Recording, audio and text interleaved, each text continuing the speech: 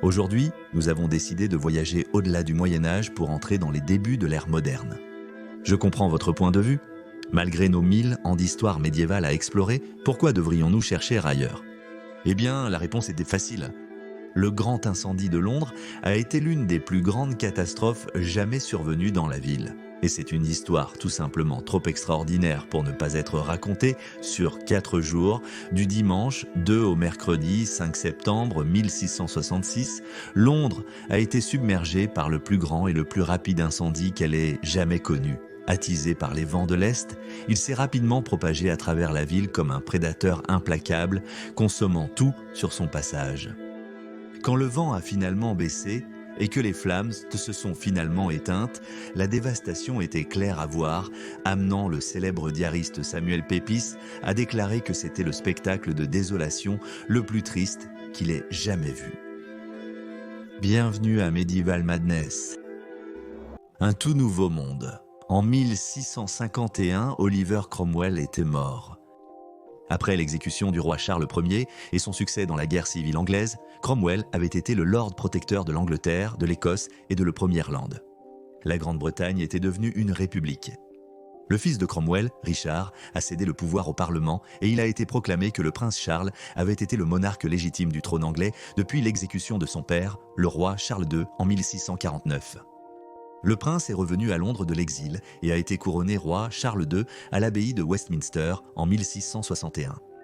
La restauration de la monarchie a été décrite par certains comme un miracle ordonné par Dieu. Dans les années 1660, Londres était la plus grande ville de Grande-Bretagne et la troisième plus grande du monde occidental, avec entre 300 000 et 400 000 habitants. Elle était au centre même de toutes les choses économiques, politiques et sociales en Angleterre, qui était en plein milieu de la Seconde Guerre anglo-néerlandaise.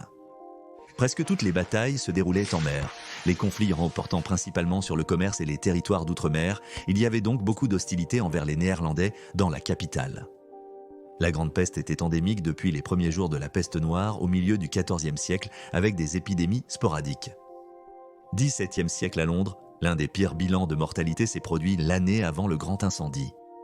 Pepys a mentionné la maladie pour la première fois dans son journal le 24 mai 1665, bien qu'elle soit apparue en décembre 1664.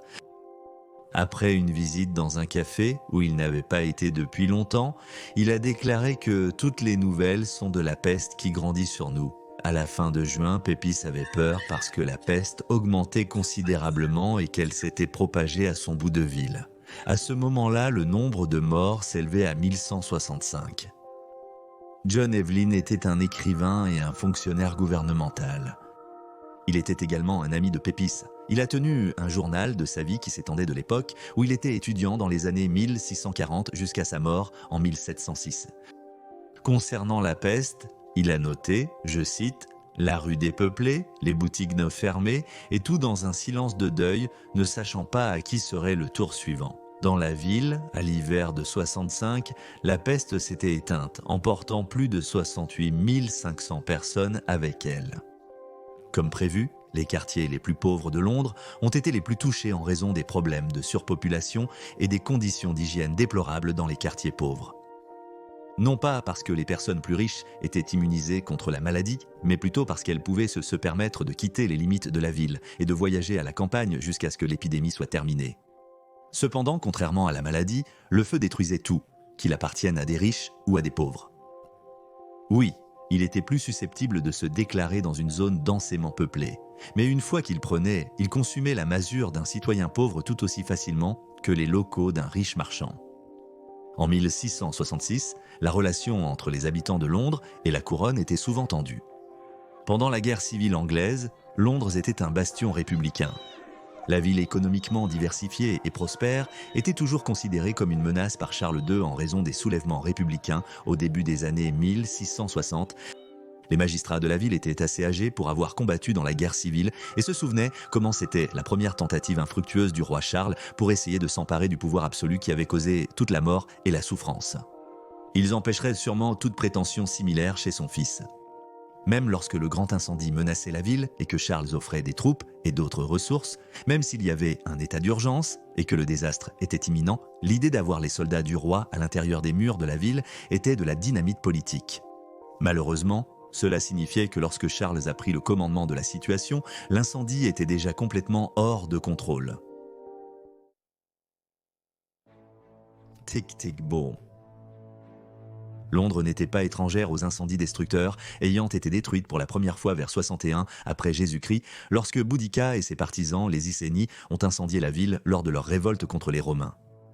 Plus récemment, il n'y avait pas eu de grand incendie depuis 1633, mais en raison de la disposition de ces rues médiévales, cela restait toujours une possibilité. Londres n'était pas la seule victime non plus.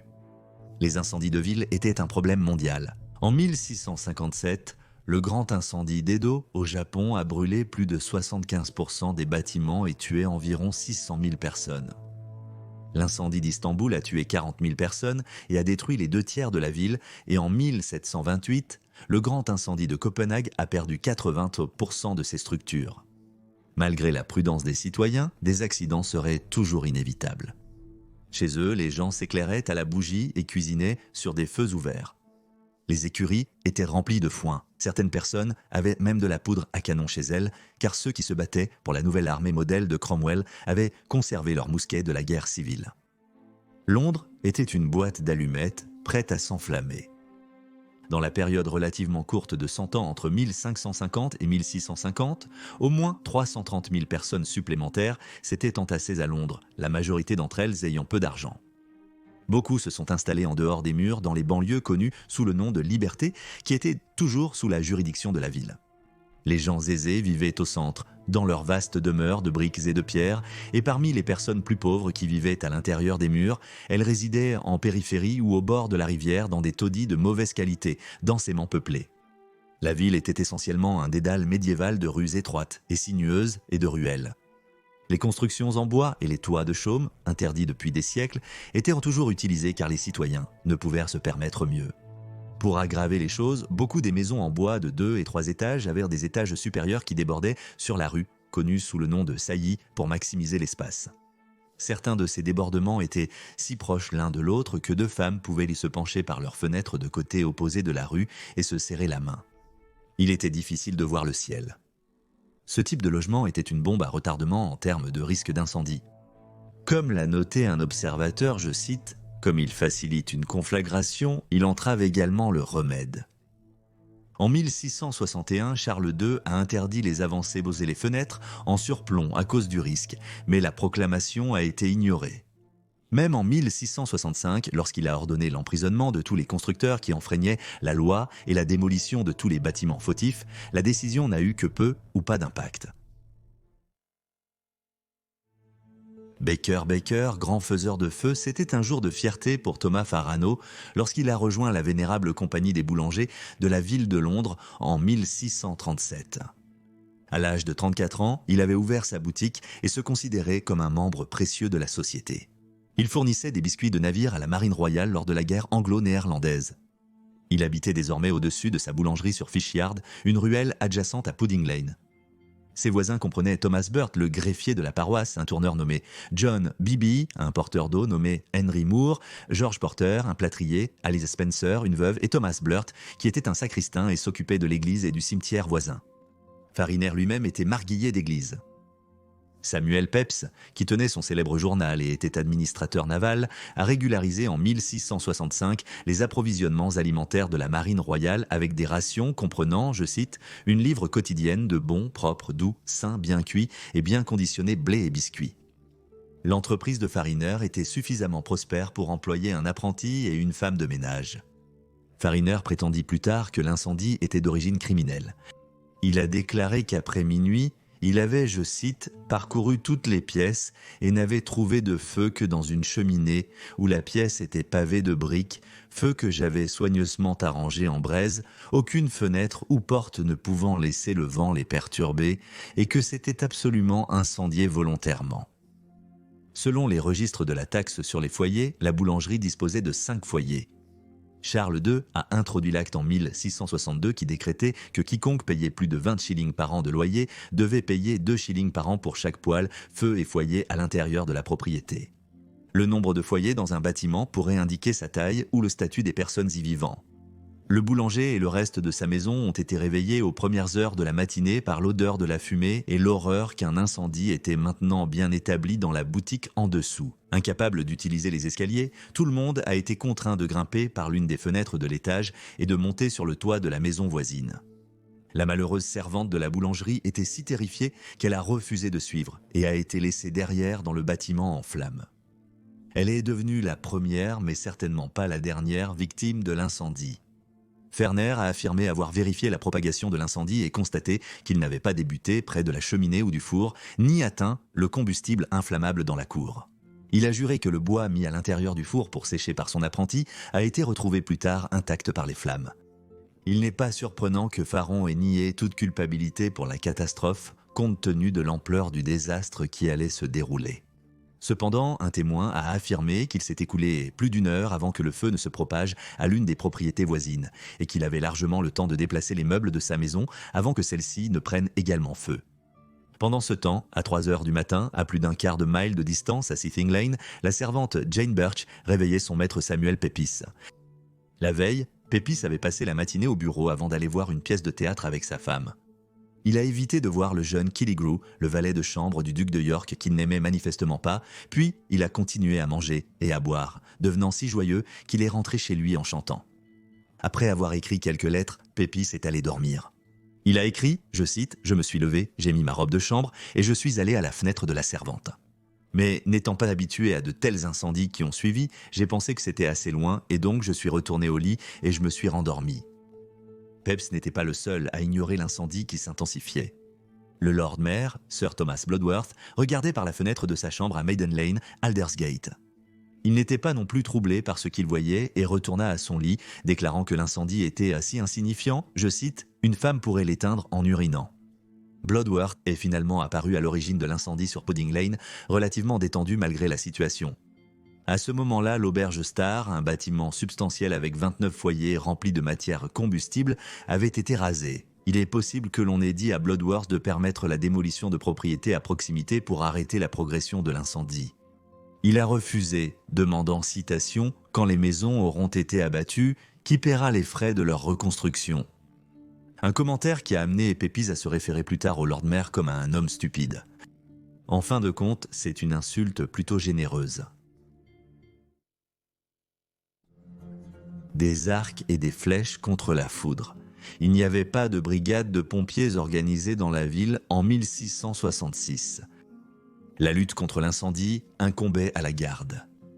Connus sous le nom de sonneurs, ils étaient employés pour patrouiller dans les rues la nuit et donner l'alarme s'ils voyaient un début d'incendie. Ils avaient peu de connaissances sur la lutte contre les incendies et n'étaient équipés que de seaux en cuir, de jets d'eau ressemblant à de grandes seringues et de haches. D'autres équipements de base étaient stockés dans les églises, y compris des échelles et des crochets d'incendie qui étaient de longs poteaux pour aider à la démolition des bâtiments. Pour aggraver les choses, un vent fort attisait les flammes, et les pompiers ne pouvaient pas s'approcher suffisamment du feu pour représenter une véritable menace pour l'incendie. La façon la plus simple de créer une coupe-feu était de démolir les bâtiments adjacents, mais Bloodworth s'y était opposé. Les quelques camions de pompiers disponibles étaient difficiles à manœuvrer. Il n'y avait pas de clé sur la Tamise et les machines devaient être poussées jusqu'à l'eau. Nombreux se sont renversés et sont tombés à la rivière. Lancer un seau d'eau à distance ne faisait même pas une grande différence face à l'assaut des flammes.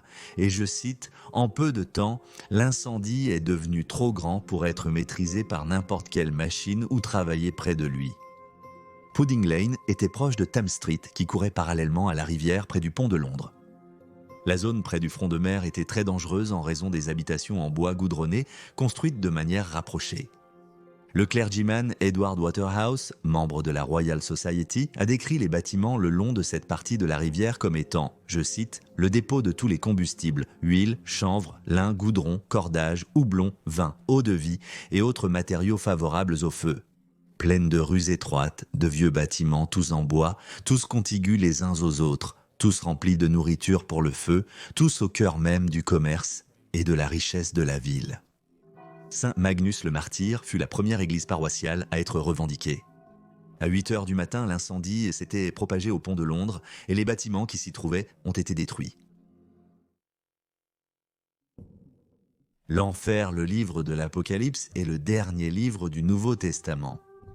Aussi connu sous le nom de livre de l'Apocalypse, certains l'interprètent comme une prédiction de la fin des jours.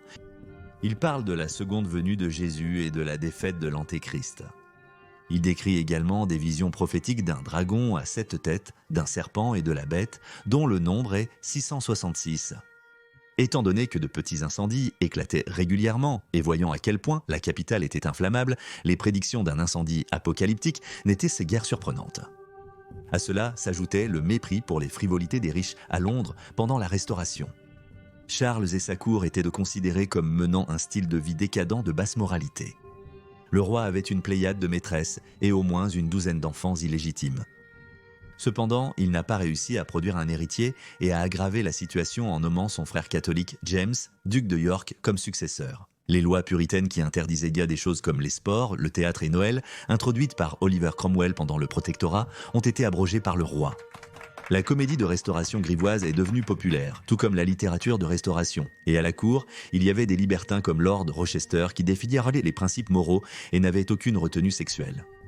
En plus des mystiques et voyants, les puritains prédisaient un jugement divin sur Londres, similaire à la colère qui s'est abattue sur Sodome et Gomorrhe. En 1642, Francis Potter a publié une interprétation du nombre 666. Après l'avoir lu, Pepys a noté que, je cite, « Certainement cette année de 1666 sera une année de grande action, mais quelles en seront les conséquences, Dieu seul le sait. » Dès 1597, un pamphlet avait été publié qui prédisait 1666 comme l'année de la bête. Écrit anonymement, il était intitulé « Babylone est tombée ». Les puritains craignaient particulièrement la main vengeresse divine. En 1628, lorsque le feu a détruit 100 maisons à Banbury, le recteur William Whately a donné une leçon cinglante contre les périls de la pêchée. Le feu avait commencé dans une malterie un dimanche, ce qui n'a fait que confirmer ses craintes. Whately a appelé son sermon « Ne pêche plus Banbury ». Après qu'un incendie a frappé la ville de Dorchester, le ministre John White a constaté que le comportement des gens s'était beaucoup amélioré car on leur avait dit que leur péché, en particulier la violation du sabbat, était la cause de l'incendie. Après tout, le livre de Jérémie avertissait qu'une conséquence de la violation du sabbat serait un feu qui ne s'éteindrait pas. L'incendie de Tiverton de 1612, qui a brûlé 290 maisons, et l'incendie d'Oxford de 1644, qui en a détruit plus de 300, ont tous deux commencé un dimanche, tout comme le grand incendie de Londres, qui était encore à venir. Cela n'a fait que renforcer l'idée que Dieu cherchait à se venger. À l'approche de la date du grand incendie, un sentiment de pressentiment régnait. La guerre et la peste étaient une grande préoccupation pour les gens, et en conséquence, l'économie avait pris un coup. Beaucoup pensaient qu'une invasion hollandaise était à l'horizon. C'était un été particulièrement chaud. Les températures, en juillet et août 1666, étaient supérieures à la moyenne, et il y avait eu un manque significatif de précipitations dans le sud-est de l'Angleterre qui durait depuis le précédent novembre. Les niveaux d'eau dans la rivière étaient assez bas, et John Evelyn remarquerait plus tard la longue et extraordinaire sécheresse dans les mois précédant l'incendie. Brûle, bébé, brûle. Vers 7 heures du matin, Pepys s'est réveillé et après avoir regardé par la fenêtre, a décidé que l'incendie était encore trop loin pour être une source d'inquiétude et a dit, je cite, « pas autant qu'il l'était ». C'est lorsque Jane, la femme de ménage, lui a dit que plus de 300 maisons avaient été incendiées qu'il a réalisé la gravité de la situation. Pepys est monté à la tour pour avoir une meilleure vue et a vu, je cite, un feu infiniment grand de ce côté et de l'autre bout du pont. Pepys n'était pas le seul à réagir lentement face à la menace de l'incendie. Un écolier de Westminster nommé William Tazewell n'a réalisé qu'il y avait un incendie que lorsqu'il a vu des gens, je cite, « courir dans tous les sens dans une apparente inquiétude et consternation ». À ce moment-là, il était quelque part entre 10 et 11 heures du matin. Il semblerait que les gens aimaient traîner au lit le dimanche matin, même au XVIIe siècle. Pepys a dit, je cite, en descendant vers le bord de l'eau, et là j'ai pris un bateau, j'ai vu un feu lamentable, tout le monde s'efforçant de déplacer leurs biens et les jetant dans la rivière. Les pauvres gens restant dans leur maison aussi longtemps que jusqu'à ce que le feu même les touche, puis courant vers les bateaux ou grimpant d'un escalier au bord de l'eau à un autre. Et parmi d'autres choses, je perçois que les pauvres pigeons répugnaient à quitter leur maison, mais planaient au-dessus des fenêtres et des balcons jusqu'à ce que certains d'entre eux soient de brûler leurs ailes et tombent. Ayant séjourné, et en 1 heure de temps vu le feu, rage de tous les côtés, et personne à ma vue s'efforçant de l'éteindre, mais de déplacer leurs biens, et tout laisser au feu, et l'ayant vu atteindre jusqu'à la cour des aciers, et le vent très fort, et le poussant dans la ville. Et tout, après une si longue sécheresse, se révélant combustible même les pierres maîtres même des églises. Il semblerait que la plupart des Londoniens étaient trop occupés à essayer de sauver leurs possessions et à fuir la ville plutôt qu'à aider Bloodworth. Pepys a été convoqué à la cour pour raconter son récit au roi Charles et à son frère, le duc de York. Pepys a dit au roi que, je cite, « À moins que sa majesté ne commande que des maisons soient démolies. Rien ne pouvait arrêter le feu. On a ordonné à Pepys de trouver le Lord Mayor Thomas Bloodworth et de lui ordonner de ne pas épargner les maisons, mais de les démolir avant le feu de chaque côté. » En se rendant à la cathédrale Saint-Paul, en marchant le long de Watling Street du mieux qu'il pouvait, Pepys a noté que, je cite, « Chaque créature s'en allait, chargeant avec des biens à sauver, et ici et là, des personnes malades emportées dans des lits, des biens extraordinaires transportés dans des chariots. » Et sur le dos, quand il a trouvé le maire, il a dit qu'il était, je cite, comme un homme épuisé avec un mouchoir autour du cou, à la message du roi. Il a pleuré. Comme une femme évanouie, « Seigneur, que puis-je faire ? Je suis épuisé, les gens ne m'obéissent que pas, j'ai détruit des maisons, mais le feu nous rattrape plus vite que nous ne pouvons le faire. » Bloodworth a dit, je cite, qu'il n'avait pas besoin de plus de soldats et que pour lui-même, il devait aller se rafraîchir, ayant passé toute la nuit debout, voyant les gens presque désemparés et aucun moyen utilisé pour éteindre le feu. Beaucoup semblaient inconscients du danger qu'ils couraient. Le diplomate Francisius de Rapacciani, secrétaire de la reine Christina de Suède, a passé le déjeuner en bonne compagnie de Londoniens qu'il considérait assez joyeux pour un moment si périlleux et triste. Cependant, leur jovialité s'est évaporée quand ils sont rentrés en ville et ont découvert leurs maisons réduites en cendres. Pepys et sa femme ont également passé un déjeuner agréable à la maison avec des amis ayant, je cite, « un dîner extraordinairement bon et aussi joyeux que nous pourrions l'être à ce moment-là. » Pepys est retourné dans les rues de la ville ce soir-là pour trouver le chaos. Je cite, « Les rues ne sont remplies que de personnes, de chevaux et de chariots chargés de marchandises, prêts à se renverser les uns sur les autres. » Rapacciani a noté que, je cite, « Le feu se propageait avec une telle fureur qu'on pensait qu'environ 100 de maisons brûlaient en chaque heure. Le vent a poussé les flammes à l'ouest de Pudding Lane. Même les maisons au nord du pont de Londres, qui avaient été construites de manière plus solide et plus majestueuse, après l'incendie de 1633, ont été détruites. À l'aube du lundi 3 septembre, il était évident que ce n'était pas un incendie ordinaire. À 4 heures du matin, Pepys était ravi quand, je cite, « Lady Barton a envoyé une charrette pour emporter tout mon argent et mes assiettes et mes meilleures choses. » Le roi a maintenant pris des mesures radicales. Il a remplacé Bloodworth par son frère James, duc de York, pour diriger la lutte contre l'incendie. Charles est même allé aider. Avec une pénurie d'eau, essayer d'éteindre le feu n'était pas la solution. York payait les soldats en pain, fromage et bière pour qu'ils occupent les postes de commandement et maintiennent l'ordre. Malgré leurs efforts, dans l'après-midi, John Evelyn a noté que toute la partie sud de la ville était en feu. En soirée, il a décrit comment les flammes semblaient sauter de maison en maison et de rue en rue. Citation, « La Tamise, couverte de marchandises flottantes, le bruit et le craquement et le tonnerre des flammes impétueuses, les cris des femmes et des enfants, la précipitation des gens, la chute des tours, des maisons et des églises, et l'air chaud et enflammé. » Mardi était le pire jour. Autrefois, l'un des principaux quartiers commerciaux de Londres depuis le Moyen-Âge, Cheapside a été détruit. Les flammes se sont dirigées vers l'est en direction de la Tour de Londres avec ses réserves de poudre à canon. Les soldats ont dû travailler seuls. Ils ont attendu toute la journée l'aide du duc de York et de ses pompiers, mais ils étaient débordés à l'ouest de la ville. Horrifiés, les gens ont creusé un trou dans le jardin et ont enterré tous les papiers de son bureau, leur vin et leur fromage parmesan. Pyromane, tout le monde voulait quelqu'un à blâmer. Les catholiques et les étrangers, notamment les Hollandais, ont été les premiers soupçonnés. Après tout, une guerre faisait rage. La Gazette de Londres a noté que des étrangers, je cite, hollandais et français, ont été arrêtés sur suspicion qu'ils ont contribué malicieusement à cela, qui sont tous emprisonnés et des informations préparées pour faire une sévère inquisition. Tazewell a noté comment, je cite, « La foule ignorante et trompée s'est précipitée avec une sorte de frénésie, leur rage contre les catholiques romains et les français.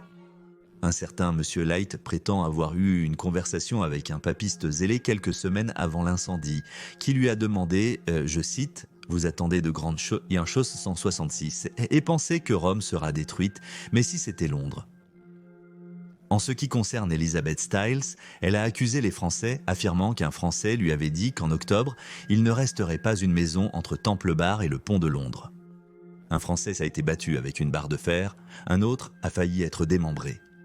Certains pensaient que les marchands néerlandais s'étaient vengés de la destruction d'environ 150 navires marchands néerlandais et de l'incendie de la ville de West Tertuling juste un mois auparavant. La grève réussie avait été célébrée à Londres avec des cloches et des feux de joie. À Amsterdam, le chagrin a déclenché des émeutes.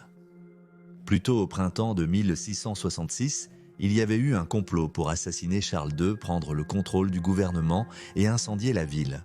Les comploteurs ont discuté de l'abaissement de la herse pour bloquer toute aide à l'intérieur des murs. Le procès des parlementaires dirigé par William Saunders et John Rathbone a eu lieu à l'Old Bailey, où il a été découvert que les conspirateurs avaient le soutien de la Hollande pour mener à bien leur diabolique dessein à l'anniversaire de la mort de Cromwell. Cette date se trouvait juste être le 3e de septembre. L'un des premiers à être soupçonné d'avoir commencé l'incendie était l'astrologue William Lilly.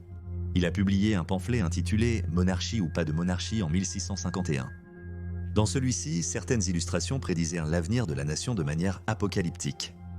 Elles montraient des scènes de guerre navale, de famine, d'infestation de rongeurs, de nombreux décès et surtout pour les accusateurs, une ville détruite par le feu. Il n'est donc guère surprenant qu'il ait été emmené pour être interrogé. Mais ensuite, un horloger français nommé Robert Hubert s'est avancé et a avoué. Cependant, son histoire n'avait pas beaucoup de sens dès le début. Il affirmait avoir déclenché l'incendie à Westminster, mais le feu n'a jamais atteint cette distance, alors il a modifié son histoire en disant avoir lancé une bombe incendiaire dans la boulangerie de Pudding Lane. Il était sous l'illusion qu'il était un espion français et un agent du pape. Il était évident que l'homme était mentalement malade. Lors de son procès, le comte de Clarendon l'a qualifié de pauvre homme misérable et même le juge ne le croyait pas. Malheureusement, Hubert n'a jamais dévié de son récit et a été désigné comme bouc émissaire. L'État a estimé qu'il n'avait pas d'autre choix que de le pendre. Il a été découvert plus tard qu'il n'était même arrivé à Londres que 2 jours après le début de l'incendie. S'élever comme un phénix.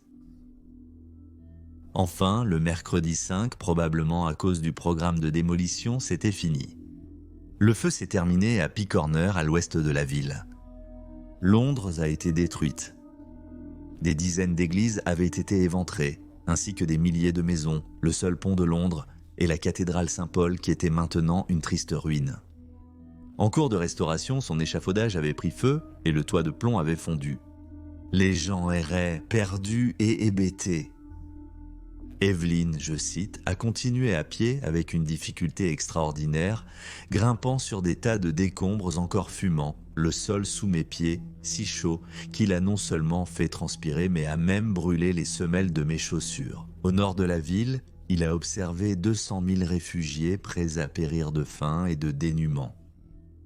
Traditionnellement, seuls 6 décès sont attribués au grand incendie, le nombre réel ne sera peut-être jamais connu. Les chiffres calculés estiment la destruction matérielle à environ 13 500 maisons, 86 églises paroissiales, 44 salles d'entreprise, plusieurs bâtiments d'importance dont Saint-Paul et la Bourse Royale, plusieurs prisons de la ville et 3 portes de la ville. En termes monétaires, la perte a été estimée à environ 9 à 10 millions. La reconstruction de la capitale a commencé avec des briques résistantes au feu, bien que pour ceux qui vivaient à Londres, il était clair que les choses ne seraient plus jamais les mêmes. Des mois plus tard, en février de l'année suivante, Pépys a dit « Je ne pouvais toujours pas dormir jusqu'à presque 2 heures du matin à cause des pensées du feu ». Il a fait sa dernière entrée de journal en 1669. Pep a poursuivi ses fonctions de secrétaire de l'amirauté et de député jusqu'à sa mort en 1703 à 70 ans. Fariner a reconstruit son entreprise à Pudding Lane après l'incendie. Il est décédé un peu plus de 4 ans plus tard, en 1670, alors qu'il avait environ 55 ans. Désespéré de se distancer de ce qui était probablement juste un accident, lui et sa famille étaient sous pression pour montrer que leurs fours avaient été correctement éteints. Fariner et ses enfants ont signé le projet de loi qui accusait faussement Robert Hubert d'avoir déclenché l'incendie.